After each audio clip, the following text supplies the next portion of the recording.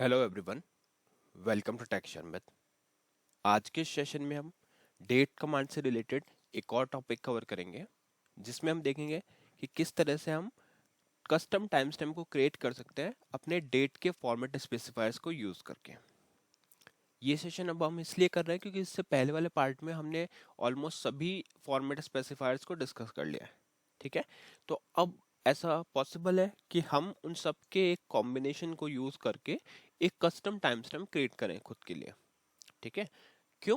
क्योंकि ऐसे बहुत से सिनेरियोज आपको प्रोजेक्ट में मिलेंगे जहाँ पे आपको बोला जाएगा कि आपको एक टाइम स्टैम्प प्रिंट करनी है, और उसमें कोई एक स्पेसिफिक कंडीशंस हो सकती है कि अगर आपको ईयर इस अकॉर्डिंग चाहिए, मंथ इस अकॉर्डिंग चाहिए, तो उसको अचीव करने के लिए हम क्या करेंगे, कस्टमाइज करेंगे अपने टाइम स्टैम्प को।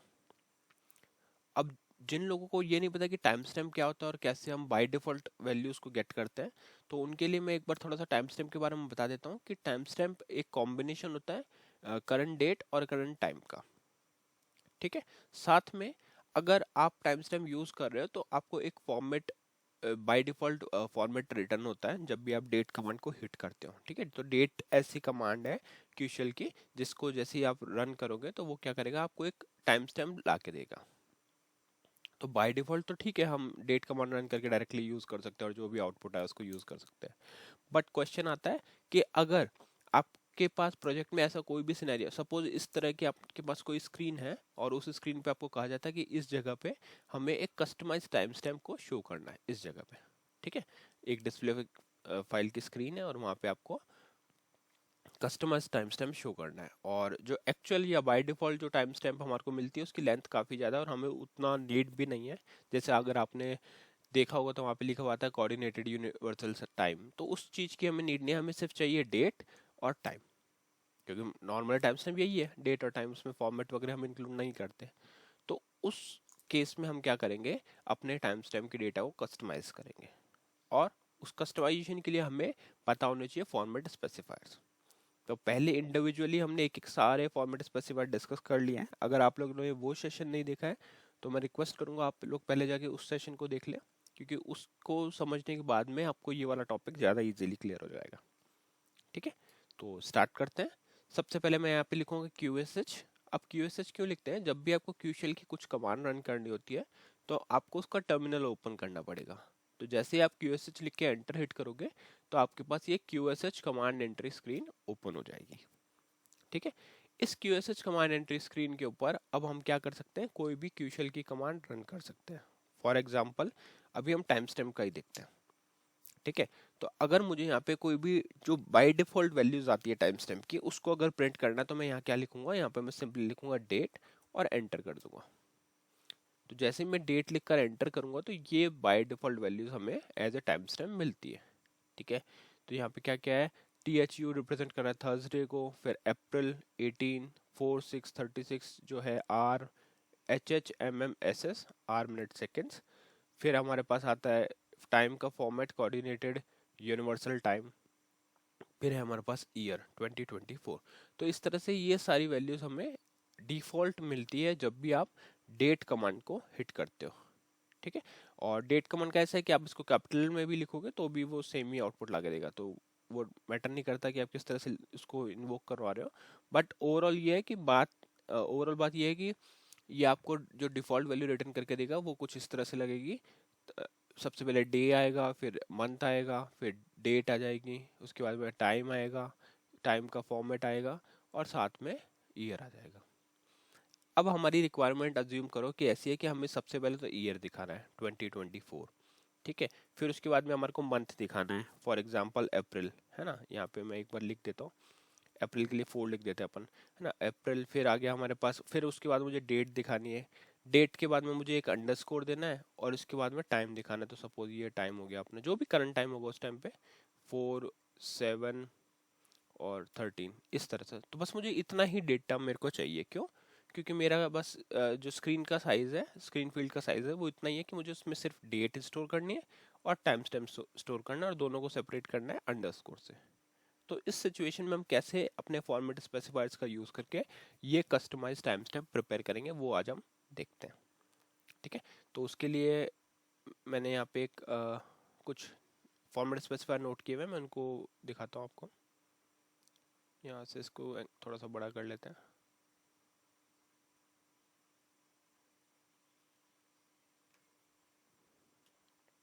ठीक है, तो ये आपको दिख रहा होगा। सबसे पहले हमने लिखा हुआ है परसेंटाइल वाई, फिर मैंने दिया हाइफन, फिर है परसेंटाइल एम स्मॉल में, फिर है परसेंटाइल डी, फिर अंडरस्कोर, फिर परसेंटाइल एच एम एस।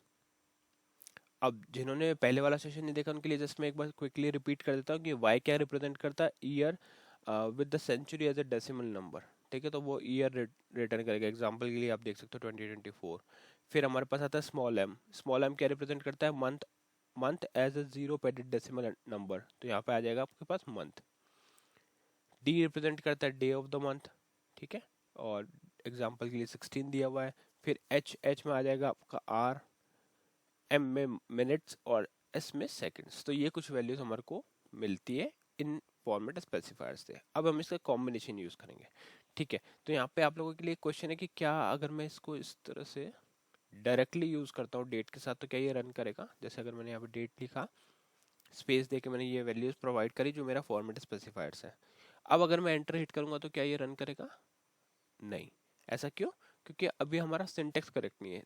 देखो, अब आपको लग रहा होगा कि हमने कमांड रन करी तो आउटपुट तो आया, बट ये गलत आया क्योंकि देखो अपने आउटपुट के अकॉर्डिंग क्या आना चाहिए था, पहले ईयर, बट यहाँ तो वही आ रहा है जो डिफॉल्ट वैल्यू। तो एक्चुअल में क्या हो रहा है, ये अभी भी डेट को ही रन कर रहा है और बाद वाले पार्ट को इग्नोर कर रहा है ना। तो ये हमारा एक्चुअल में रन हुआ नहीं है।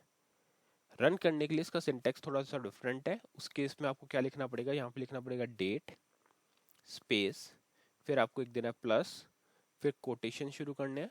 उस कोटेशन के अंदर हम लिखेंगे सबसे पहले परसेंटाइल वाई कैपिटल में, फिर हाइफन परसेंटाइल एम, फिर हाइफन परसेंटाइल डी, ये सब स्मॉल में लिख रहे हैं। एक वाई अभी हमने कैपिटल में लिखा है। उसका मीनिंग अब आपको पता होगा क्योंकि हमने पहले वाले सेशन में ये डिस्कस किया है, कैपिटल वाई कब यूज़ किया जाता है, स्मॉल वाई कब यूज़ करते हैं, एम कब यूज़ करना होता है ना। तो यहाँ पे डी तक हमारी डेट आ गई। डेट के बाद में हमारे को टाइम और डेट को सेपरेट करना है अंडरस्कोर से, तो यहाँ पे लिख देंगे अंडरस्कोर। फिर आ जाएगा percentile H hyphen percentile M hyphen percentile S.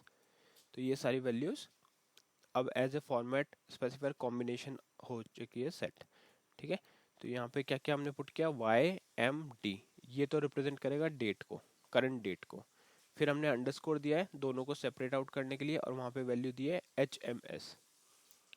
इसका फॉर्मेट यही रहेगा, बस आप ऑर्डर चेंज कर सकते हो। अगर सपोज आपको ईयर बाद में चाहिए, एम डी वाई फॉर्मेट चाहिए तो उस अकॉर्डिंग डेट लिख सकते हो, या डी एम वाई लिखना है तो डी एम वाई, वो टोटली डिपेंड करता है आपकी रिक्वायरमेंट पे, बट यहाँ पे भी आप कस्टमाइज कर सकते हो।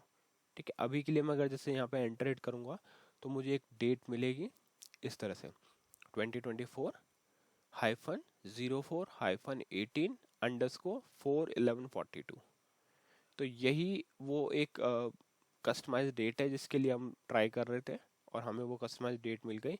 हमने क्या किया, इसके लिए फॉर्मेट स्पेसिफायर के कॉम्बिनेशंस का यूज़ किया।